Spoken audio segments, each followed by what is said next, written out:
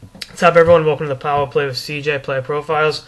As many of you know, the playoffs breed unlikely heroes, so to speak, and in no case is that more is there a more unlikely hero than in Phoenix, with Mikkel Boedker having overtime goals in the last two games to give the Coyotes a 3-1 series lead, a series they really should have swept. That Brent Seabrook goal, kept Chicago in the push, tied it late, and then Chicago went on to win it in overtime. But I'm looking at his stats.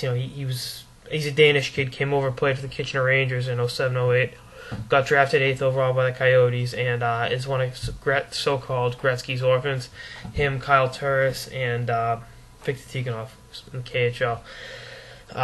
These kids are rushed to the NHL before any of them were physically ready, and were overmatched. He out of the three of them, he had the best year, 28 points in 78 games. But wasn't physically ready. The next year, Gretzky quits. He has 3 points in 14 games with the Coyotes, but does well in the AHL with San Antonio. 38 points in 64 games last year. 36 games with the Rampage in San Antonio at 34 points, and 14 points in 34 games with the Coyotes. Jesus. Then this year, 24 points in 82 games, and 3 points in 4 postseason games. Obviously, 2 of them being overtime goals. He's really emerged. Being in the NHL too early did hinder his development earlier on, but I think he's put that in his rear view. He's going to continue to develop into a bona fide top 6 forward.